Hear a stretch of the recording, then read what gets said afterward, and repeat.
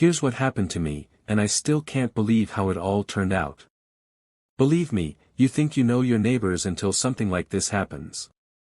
I'm Mike, 34, married to Sarah, 32, and we have 2 kids, Emma, 8, and Jake, 6. We bought our dream house in suburbia 3 years ago. Nice neighborhood, good schools, quiet streets, the whole American dream package. Our next-door neighbors were the Johnsons, Bob, 45, and Linda, 42, with their teenage son Tyler, 16. Honestly, we couldn't have asked for better neighbors when we first moved in. For the first 2 years, everything was absolutely perfect. Bob and I would chat over the fence about sports, share beers during weekend barbecues, and our kids played together constantly. Sarah and Linda became really close friends, always borrowing ingredients for dinner, sharing parenting tips, and watching each other's kids when needed. It was like having extended family right next door. We even went on a camping trip together last summer. The trouble started last spring when Bob decided to replace the old wooden fence between our properties.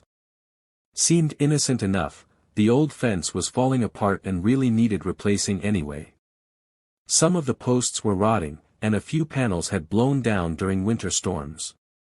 But that's when we discovered something that would tear our friendship apart forever. When Bob's contractor started digging post holes for the new fence, they found the original property markers buried under decades of overgrown bushes and weeds. Turns out, the old fence had been built about 3 feet into what was technically our property. 3 feet doesn't sound like much, but when you're talking about a 150-foot fence line, that's 450 square feet of land, basically a decent-sized room. Bob came over that evening looking really uncomfortable. "Hey Mike, we need to talk about something important," he said. I could tell by his tone and body language this wasn't going to be good news. Bob explained what the contractor found, and at first, I honestly thought we could work it out like reasonable adults. I mean, we'd been living with the fence where it was for years, and neither of us had any problems with the arrangement. My first instinct was to just leave things as they were and not rock the boat. "Look, Bob," I said, trying to be diplomatic, "as far as I'm concerned, the fence has been there longer than either of us have owned these houses. Let's just rebuild it in the same spot and call it good. No harm, no foul." But Bob shook his head and looked even more troubled. "I can't do that, Mike. Now that I know where the actual property line is, I legally can't build a fence on your land. My insurance company would have a complete fit if they found out, and if I ever try to sell the house, it could cause huge legal problems with the title company." I started to understand his point, but I also began thinking about what this meant for our family. That disputed strip of land contained Sarah's prized rose garden that she'd spent 2 years carefully cultivating and perfecting. It also had the kids' swing set that we'd installed last summer, and part of our wooden deck extended into that area too. If the fence moved to the actual surveyed property line, we'd lose a really significant chunk of our usable backyard space. "Can't we just do some kind of official land swap or something?" I suggested, still trying to find a reasonable solution. "Maybe we could adjust the property line legally somehow and make it official." Bob looked even more uncomfortable than before. "Actually, Mike, there's something else we need to discuss. Since the old fence was built on your property, technically speaking, all the improvements I've made over there legally belong to you now.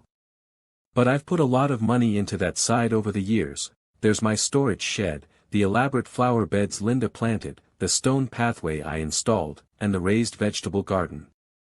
I was really hoping we could work out some kind of fair compensation arrangement." That's when serious alarm bells started going off in my head. This wasn't just about moving a fence line anymore. This was about money, property rights, and potentially thousands of dollars. I told Bob I needed some time to think about it and talk to Sarah before making any decisions. That night, we stayed up until well past 2 a.m. discussing our options and frantically researching property line disputes online. What we found in various forums and legal websites honestly scared the hell out of us. These kinds of neighbor disputes could drag on for years and cost tens of thousands of dollars. The next few days were incredibly tense around our house. Sarah was absolutely devastated about potentially losing her rose garden that had become her pride and joy. The kids kept asking why they might have to move their swing set and whether they'd done something wrong.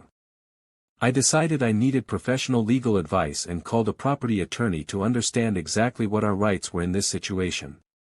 The lawyer's advice was pretty straightforward: the land is legally yours according to both the deed and the official survey. You have absolutely no legal obligation to give it up or compensate your neighbor for improvements he made on your property without getting permission first.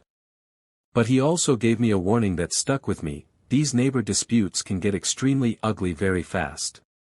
Even if you're completely in the right legally, fighting with people who live right next door can make your daily life absolutely miserable and could potentially affect your property value.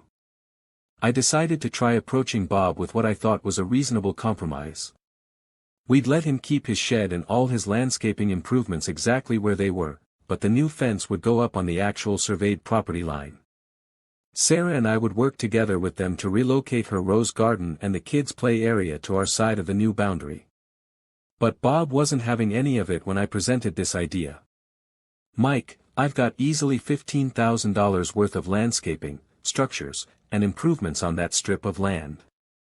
I simply can't just abandon that kind of investment. Either we need to split the cost of moving everything to my side, or we need to figure out some other fair arrangement where I'm compensated." "But Bob," I said, really trying hard to stay calm and reasonable, "you built all those things on my land without ever checking where the actual property line was. That's honestly not my responsibility to fix or pay for." His face turned bright red and I could see his anger building. "Are you seriously going to do this to me right now? We've been neighbors and friends for 3 years. I thought we had a good relationship. Now you're going to stick me with a huge financial bill because of a stupid technicality?" "It's not just a technicality, Bob. It's my actual property according to the legal survey," I replied, feeling my own frustration starting to build. That's when Linda came outside and immediately joined the conversation with obvious hostility. "Mike, I honestly can't believe you're being so completely unreasonable about this whole situation. We've always gotten along so well as neighbors. Sarah even borrowed my lawn mower just last week, and we've watched your kids countless times." The whole thing was spiraling completely out of control, and I could literally feel our years of friendship slipping away with every heated word that was exchanged. After that ugly confrontation, the Johnsons went completely radio silent. No more friendly waves when we saw each other outside, no more borrowed tools or neighborly favors, and most heartbreaking of all, no more kids playing together in either yard. Sarah tried reaching out to Linda several times through text messages and phone calls, but only got cold, short responses that made it clear the friendship was over. Exactly 1 week later, I came home from work to find a certified letter waiting in my mailbox. When I opened it, I couldn't believe what I was reading. Bob had actually hired a lawyer and was making a legal claim for adverse possession of the entire disputed strip of land. Basically, he was arguing that since he had maintained, improved, and used that land openly for several years, he now legally owned it regardless of what the original property survey said. I was absolutely furious. Not only was he trying to legally take my land away from me, but he was doing it through lawyers and legal threats instead of continuing to talk to me directly as neighbors should. I immediately called my property attorney and scheduled an emergency meeting. "This kind of legal maneuvering is pretty typical in these disputes," my lawyer explained calmly. "Adverse possession claims are actually quite difficult to prove successfully, especially when we're only talking about 3 years of occupation. But I have to warn you, it's definitely going to cost you significant money to fight this properly, and these cases tend to get very nasty very quickly." The legal battle completely consumed our lives for the next 2 months. There were depositions where we had to answer questions under oath, multiple property surveys, extensive title searches, and expert witnesses, basically the whole 9 yards of expensive legal procedures. What had started as a simple fence replacement project had turned into a $20,000 plus legal nightmare for both of our families, and we were only getting deeper into the mess.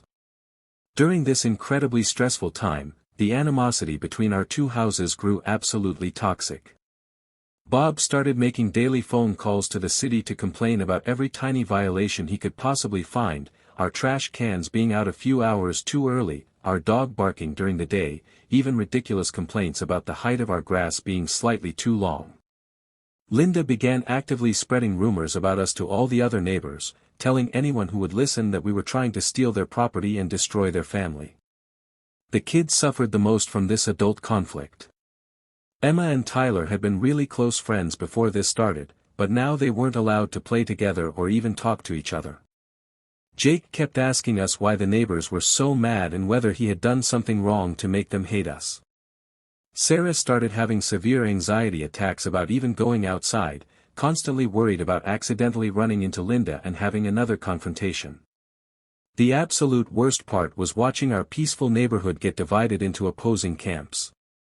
Other neighbors started taking sides in our dispute, some supported us, others supported the Johnsons. Neighborhood barbecues became incredibly awkward, school events were uncomfortable, and our once peaceful suburban paradise had been transformed into a legitimate war zone. 3 months into this legal nightmare, something happened that changed everything and pushed the situation completely over the edge. Tyler Johnson, who had just turned 16 and gotten his driver's license a few weeks earlier, accidentally backed his mom's car straight into our mailbox while pulling out of their driveway one afternoon. It was clearly just an accident. Teenage drivers make mistakes like this all the time, and normally it would be no big deal. But instead of Tyler or his parents coming over to apologize and offer to pay for the damage like reasonable people, Bob immediately marched over to our house and started screaming accusations at me. "Your mailbox is a complete safety hazard," he shouted loud enough for half the neighborhood to hear. "It's positioned way too close to my driveway and practically hanging out in the street. Tyler couldn't see around it properly." I looked at our mailbox, which had been installed in exactly the same spot for 3 years without causing any problems whatsoever. "Bob, your son hit our mailbox because he's a new driver and these things happen," I said, trying to keep my voice calm. "Just have your insurance company cover the damage and we'll call it even. No big deal. I'm not paying for a damn thing." Bob yelled back, his face getting redder by the second. "This is just another one of your calculated schemes to cost me money. First you try to steal my land, and now you're deliberately setting up accidents to get more money out of me." That's when I completely lost my temper. "Are you completely out of your mind? We're not trying to steal anything from you. It's our land according to the official survey. You're nothing but a liar and a cheat, Mike. Everyone in this entire neighborhood can see exactly what kind of person you really are." Sarah came running outside because she could hear all the yelling from inside the house. Linda appeared from their backyard too, and within seconds both of our wives were screaming at each other at the top of their lungs. The kids from both families started crying, and neighbors began coming out of their houses all up and down the street to see what all the commotion was about. That's when Bob said something that crossed the line completely and changed everything. He looked directly at Sarah with pure hatred in his eyes and said, "At least my wife doesn't run around the neighborhood half-dressed looking like complete trash all the time." I saw red. Absolutely nobody talks about my wife like that, especially not someone who used to be my friend. I stepped toward Bob and got right in his face. "You need to apologize to my wife right now, or we're going to have a serious problem." "Or what, tough guy?" Bob sneered and then pushed me hard in the chest with both hands. That's when I made the single biggest mistake of this entire horrible situation. Without thinking, I pushed him back even harder. Bob went down hard and fast, hitting his head on the concrete driveway. He wasn't seriously injured, but there was definitely blood, and Linda immediately started screaming hysterically that I had violently assaulted her husband. Someone called 911, and within just a few minutes our quiet suburban street was completely filled with police cars, an ambulance, and flashing lights. I was arrested for assault right there in front of my kids and all our neighbors. Even though Bob had pushed me first and technically started the physical confrontation, I was the one who had caused the actual injury. I spent an entire night in jail and had to hire an expensive criminal defense attorney on top of the property lawyer I was already paying. The local newspaper picked up the story with the headline, "Neighbor Property Dispute Turns Violent." While our names weren't specifically mentioned in the article, absolutely everyone in our small town knew exactly who they were writing about. Sarah was completely humiliated and could barely show her face at the grocery store. The kids were traumatized by seeing their father arrested. I felt like the worst husband and father in the entire world. Bob eventually ended up dropping the assault charges. His lawyer probably advised him that it would seriously hurt his property case if he appeared to be the primary aggressor in the situation.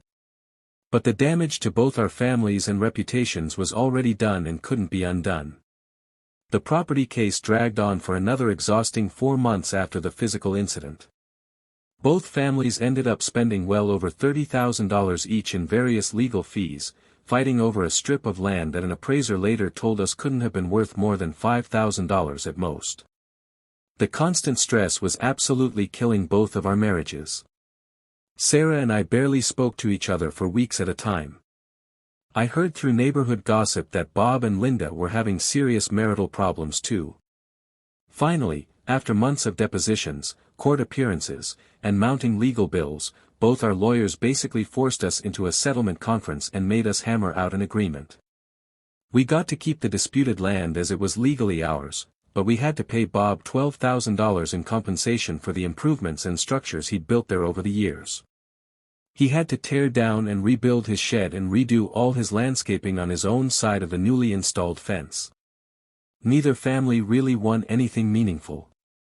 We both lost enormous amounts of money, long-time friendships, and our peace of mind. When you added up all the legal fees, the settlement payment, and the costs of moving and replacing everything, our family was out over $40,000. The Johnsons probably spent just as much or more on their side.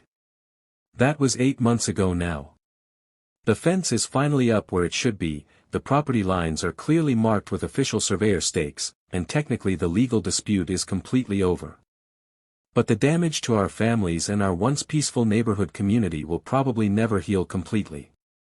Bob and Linda barely acknowledge our existence when we happen to see them outside.